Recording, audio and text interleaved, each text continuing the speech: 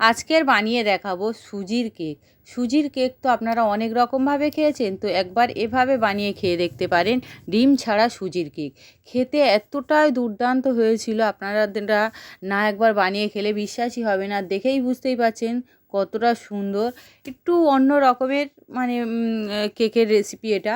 তো একবার যদি বানিয়ে খান, আশা করি কেউ খারাপ বলবে না, প্রত্যেকের মুখে লেগে থাকবে এই রেসিপিটা। তো কিভাবে বানাচ্ছি ঝটপট দেখে নিন। প্রথমে একটা বাটি নিয়েছি, আর ওর মধ্যে বড় বাটি নিয়েছি, ওর মধ্যে আমি একটা মেজারমেন্ট কাপ বসিয়ে নিয়েছি, 120 ml কাপ। ওই কাপ মেপে 1 কাপ ভর্তি করে সুজি আমি মিক্সিং জারের মধ্যে ঢেলে নিলাম। তারপর এটা গুঁড়ো করে নেব। তো এটা গুঁড়ো করে সাইডে রেখে দিলাম। আর এখানে আমি 50 গ্রাম টক দইটা আমি মোটামুটি 50 গ্রাম নিয়েছি। তো এরপরে ওর মধ্যে দিয়ে দেব আমি গুঁড়ো চিনি। তো এখানে গুঁড়ো চিনি আমি ওই একই কাপ মেপে 1 কাপই দেব। গুঁড়ো করার পরে কিন্তু 1 কাপ। তারপরে ওর মধ্যে গুঁড়ো চিনিটা দেওয়ার পরে ওর মধ্যে দিয়ে দেব ওই কাপের 1/3 কাপ সয়াবিন অয়েল। তো 1/3 কাপ দেবো, ওর বেশি দেবো না। তো যেহেতু দইয়ে থেকে তো একটা অয়েল বের হবে। আর 1/2 কাপ আমি দুধ দেবো, লিকুইড দুধ। তো 1/2 কাপে একটু কম দিয়েছি, এখন বাকিটা রয়েছে ওটা আমি ওই যে টক দইয়ের বাটিটা ঢেলে ধুয়ে দিয়ে দেবো। জিনিস অপচয় করা ঠিক না, কোনো খাবার জিনিস। তারপরে এটা খুব সুন্দর করে মিশিয়ে নিতে থাকবো। যখন একটা ক্রিমি টেক্সচার চলে আসবে, তখনই ওর মধ্যে আমি সুজির যে গুঁড়ো করা ওটা দেবো। তবে আমি মিহি গুঁড়ো করিনি, গুঁড়োটা মোটামুটি একটু দানা দানা ছিল। তো এরপরে সবটা দেওয়ার পরে কিন্তু আমি মিশিয়ে নেব। আর এটা কিন্তু একই দিকেই মিশিয়ে নিতে হবে। তো তারপরে এটা আমি মিনিমাম 15 মিনিট এটা রেস্টে রেখে দেবো ফুলে ওঠার জন্য। তারপর 15 মিনিট পরে ওর মধ্যে ড্রাই কোকোনাট আমি 4 চামচ দিয়ে দিচ্ছি। আপনারা পারলে আরেকটু বেশি দিতে পারেন, আমি 4 চামচই দিয়ে দিলাম। তারপরে আবারও মিশিয়ে নেব ভালো করে। আর এরপরে মিশিয়ে নেওয়া হয়ে গেলে ওর মধ্যে দিয়ে দেব বেকিং পাউডার এখানে দেবো প্রায় 1 চামচের কাছে, ওটা 1 চামচেরই চামচ, 1 টিস্পুন। আর বেকিং সোডা দেব, সেটা 1/2 চামচের থেকে একটু কম মতো। দেখেই বুঝতেই পারলেন কতটা দিলাম। কেকটাই এটাই কিন্তু ফোলাবে। তো বেকিং মানে সোডা আর বেকিং পাউডারে ফোলাবে।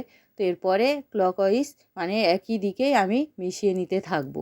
তো মিশিয়ে নেওয়া হয়ে গেলে এবার এটা খুব সুন্দর করে মোটামুটি মিশিয়ে নেওয়া হয়ে গেছে। আর এটা দেওয়ার কারণে যেহেতু টক দই আছে, তো এটা ফ্লাফি হয়ে উঠছে, দেখেই বুঝতেই পারছেন।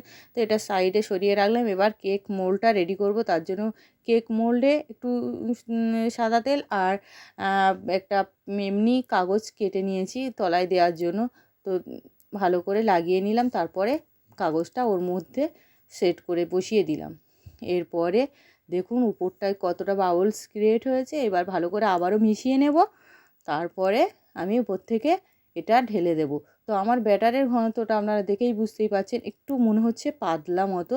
তো আপনারা যদি চান আরও একটু মোটা করতে পারেন, তাহলে দুধের পরিমাণটা একটু কম দেবেন। 1/2 কাপের জায়গায় মানে 1/4 কাপ দিলেই হবে, মানে ওর অর্ধেক দুধ দেবেন। আর উপর থেকে একটুখানি কিশমিশ দিয়ে সাজিয়ে দিলাম। তারপরে একটু ট্যাপ করে রেখে দিলাম। এরপরে কড়াই ফ্রিহিট করতে বসিয়ে দিয়েছি, ওর মধ্যে লবণ আর স্ট্যান্ড বসিয়ে। তো 10 মিনিট পরে ফ্রিহিট করার পরে আমি ঢাকা খুলে ওর মধ্যে আমি বাটিটা বসিয়ে দিলাম, কেক মোল্ডটা বসিয়ে ঢাকা বন্ধ করে 35 থেকে 40 মিনিট এটা বেক করে নেব। তো আধ ঘন্টা পরে আমি দেখাচ্ছি, দেখুন আধ ঘন্টা পরে কেমন। মাঝখানটা সামান্য একটু রয়েছে, কিন্তু কালারটা কত সুন্দর চলে এসেছে, দেখেই বুঝতেই পারছেন। তো এরপরে পুরো 40 মিনিট পরে দেখুন ঠান্ডা করে নিয়েছি। তারপরে দেখুন আমি এটা মোল্ড থেকে আউট করে দেখাবো। তো এরপরে আস্তে আস্তে এইভাবে মোল্ড আউট করে নিচ্ছি। খুব সহজেই কিন্তু ছুরি দিয়ে একটু চারিদিকটা ছাড়িয়ে তারপরে মোল্ড আউট করে নিয়েছি। তো এরপরে দেখুন দেখতে তলটাও কত সুন্দর হয়েছে। আর এবার আমি এটা উল্টে একটু কেটে দেখাবো, তাহলেই বুঝতেই পারবেন এটা কতটা সুন্দর হয়েছে। আমি ডিম দিইনি, অথচ এটা কতটা স্পঞ্জি মতো দেখাচ্ছে আর খেতে একদম অন্যরকম স্বাদ। যেহেতু টক দই আর নারকেল যে ড্রাই কোকোনাট দেওয়া আছে, খেতে দুর্দান্ত অন্য রকমের কেক একটা। আপনারা যদি কোনো দিন, আমার মনে হয় কোনো দিন বানিয়েছে খেয়েছেন কি না এই রকমভাবে, তো এই কেক একবার এইভাবে বানিয়ে খেয়ে দেখতে পারেন। সামনে বড়দিনে অনেক রকমের তো অনেকে কেক বানাবে, তো এই কেকটা একবার একবার এভাবেও কেক বানিয়ে খেয়ে দেখতে পারেন। সুজির এই কেক খেতে যেমন টেস্টি, তেমন যে খাবে সে এই কেকের প্রেমে পড়ে যাবে। খুব সুন্দর খেতে হয়। আর আপনারা যদি একবার বাড়িতে বানান তাহলে বুঝতেই পারবেন যে সত্যি কেকটা অসাধারণ খেতে। তো এইভাবে সামনে বড়দিন আছে, একবার বানিয়ে খেয়ে দেখতে পারেন। আর অবশ্যই কেমন হয়েছে সেটাও কিন্তু আমাকে কমেন্ট করে জানাবেন। আমার এই রেসিপিটা যদি ভালো লাগে প্রতিবারের মতো লাইক, কমেন্ট, শেয়ার করতে ভুলবেন না, যাতে আমি পরবর্তী ভিডিও দেওয়ার সঙ্গে সঙ্গে আপনারা প্রথমেই দেখতে পান। সবাই ভালো থাকবেন, সুস্থ থাকবেন। ধন্যবাদ সবাইকে। আর দেখা হবে পরের রেসিপিতে। আর এরকম নিত্য নতুন রেসিপি পাওয়ার জন্য বেশি বেশি করে আপনারা শেয়ার করবেন, লাইক করবেন। আর ব্যাটারটা পাতলা হওয়ার কারণেই কিন্তু ওই মাঝখানটা একটুখানি মানে একটু খালা মতো হয়েছে, গর্ত মতো, ওই কারণে বলে দিলাম যে আপনারা একটু ব্যাটারটা ঘন করে করবেন, তাহলে পারফেক্টই হবে। আর না হলেও অসুবিধা নেই।